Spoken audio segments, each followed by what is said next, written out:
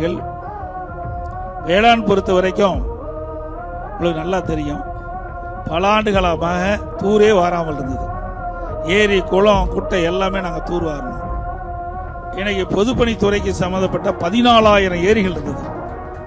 அதில் கிட்டத்தட்ட 6,211 ஏரிகள் முழுக்க விவசாயிகள் ஒத்துழைப்போடு அந்த குடிமராமத்து திட்டம் என்ற ஒரு திட்டத்தை கொண்டு வந்து அந்த வண்டல் மண்ணை விவசாயிகளே அள்ளி அவருடைய விளைநிலங்களுக்கு இயற்கை உரமாக பயன்படுத்தினாங்க.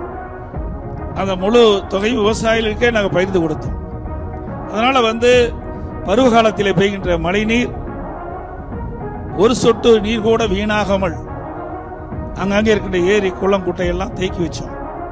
கோடை காலத்தில் குடிநீருக்காகவும் விவசாய விளைநிலங்களுக்கு தேவையான நீரை, அந்த நிலத்தடி நீரை உயர்த்தி வேளாண் பெருமக்களுக்கு நீரை நாங்கள் வழங்கணும். பொதுப்பணித்துறை மட்டுமல்ல, உள்ளாட்சித்துறை 26,000 ஏரி குளம் குட்டையெல்லாம் இருந்தது. அங்கேயும் நாங்கள் தூர் வாரணும். இதெல்லாம் கடந்த காலத்தில் உங்களுக்கு நன்றாக தெரியும். எஞ்சிய ஏரிகள் இந்த ஆட்சி வந்த பிறகு அப்படியே கிடப்புல போட்டாங்க.